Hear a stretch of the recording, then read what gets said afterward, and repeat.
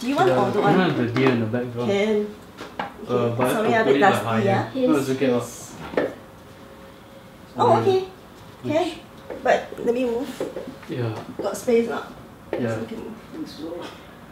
Okay, just nice. It's not too big. Amazing. He looks like he's gonna like.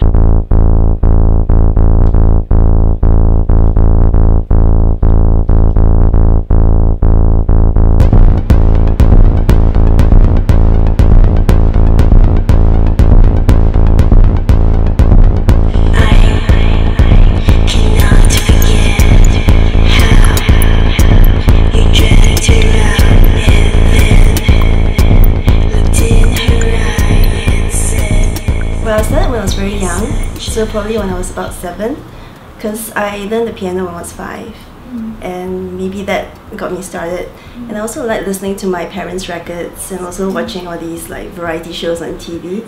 My parents had vinyl records from ABBA to Bee Gees, Donny and Marie, like stuff from the 70s. So I think that really got me into pop music.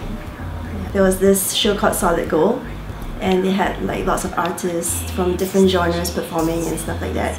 So I think, I don't know, maybe I was attracted to the costumes or something. It just made me feel like I wanted to write music and I don't know, just perform for the world. So I started using like the cassette tape recorder as a means to record different layers, because I'm just one little girl doing stuff on the keyboard. There's just this like passion and love for the music, I guess, and I think that's where it all comes from. Also because I had the technology of that time, using like synthesizers that had like various sounds, and that helped me to produce music on my own. You dragged her out and then looked in her eye and said, "You're such a..." Tonight You Love is, I think, my most accessible record to date. I took out a lot of the glitchy stuff and tried to make the songs speak for themselves.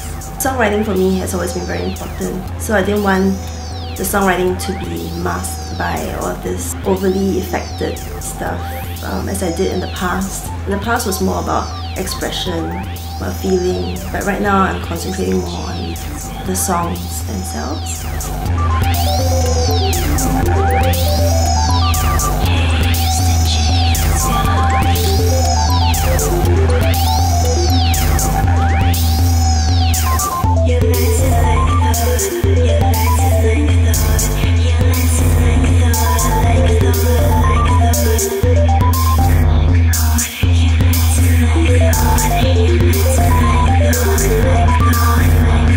When I was in my teens, I challenged myself to write one song every day. So I wrote like 365 songs. Maybe that helped to sharpen my songwriting skills, or just maybe I just produced a whole lot of junk. Right now, I wish I had more time to write, but it's just not that easy, especially with live shows going on every 2 weeks, every month.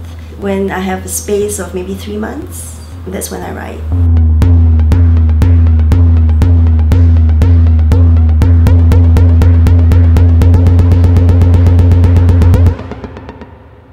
I think electronic music is a really difficult genre to present live. It's something that's pretty abstract. So I mean, if you're playing rock music, you see someone with a guitar, someone playing the drums, you get immediate visual feedback. Like the person is strumming a chord, the person is hitting a note. But for electronic music, everything is kind of like behind the scenes and also behind the screen. What you're doing behind that screen and monitor, the audience are not able to see because you're kind of like hidden. So it's important for me to incorporate like visual elements to give like a visual feedback. So when I press a button and it creates an animation or emits a certain light, changing something physically and visually on stage, I think that helps to get the audience more involved in the process of making electronic music.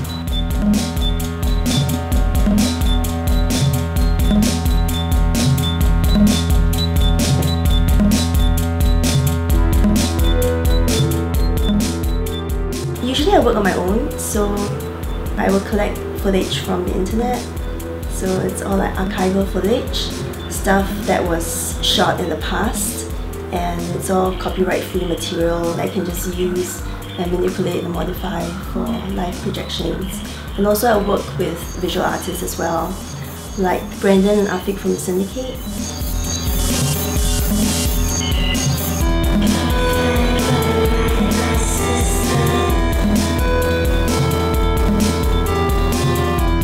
When I write a song, it can start with a sound that's coming from my laptop, and from that sound it would trigger a melody or a bass line or a drum pattern. So that's sonically I'm inspired that way. For the lyrics, I'm probably inspired by bits and pieces of my life and other people's lives and movies. They all just come together and become situations that I make up myself. So it's kind of like my movie, my script, but turned into a song. But I like taking on different personalities as well when I'm writing songs. So in my head, I just kind of take on a different character, whether it's fictional or maybe someone that I admire and use to someone.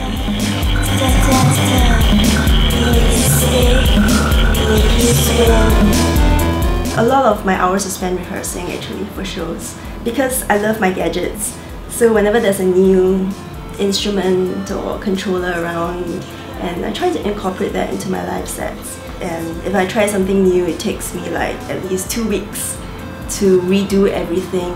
When it's like a 3-minute song, if I'm preparing a 3-minute song for a live show, there is at least a week's worth of work that goes on before I'm able to rehearse, because I need to sort out all the different samples and all the different drum beats and program it and stuff like that.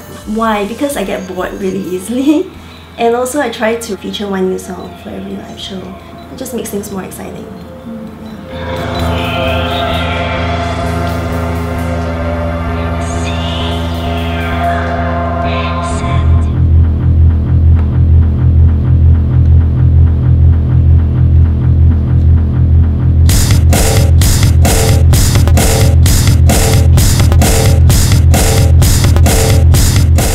I'm quite happy with just releasing music online because it's so easy and so quick, and I think musicians don't necessarily have to release albums. Nowadays you can just release a song or 2 songs on an EP. It makes it more current that way. It's kind of like updating a blog post. Like the more you update your listeners with new material, the more they feel like they are involved with you as an artist. I mean, once in a while it's nice to put out something fancy, something that's physical. But of course, when you do something like this, it has to come from a fun place. Not just about marketing, you have to like make things that you feel can benefit your listeners as well. Something that they feel like it's fun to collect or fun to have, to display or use.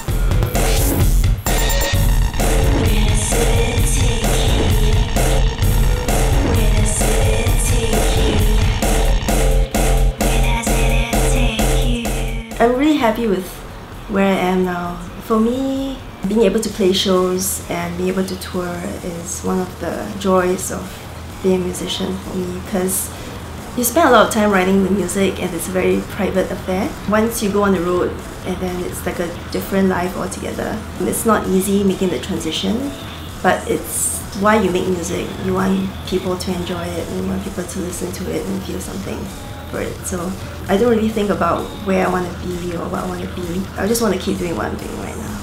Yeah, being able to travel and meet audiences from around the world and get inspired by their culture and their city.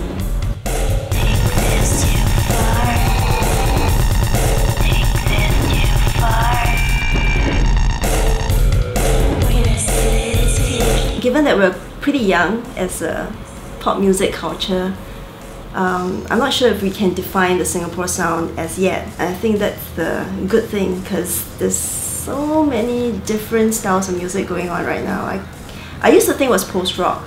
Audience love post-rock here. So a lot of post-rock bands get to play gigs and well appreciated. So I thought that was kind of like the sound. But that's kind of like the Icelandic sound too, maybe. So it's hard to say, now there's just too much variety. But I'm guessing because Singapore is so modern, electronic music should take a front seat one day. Yeah, kind of matches the image.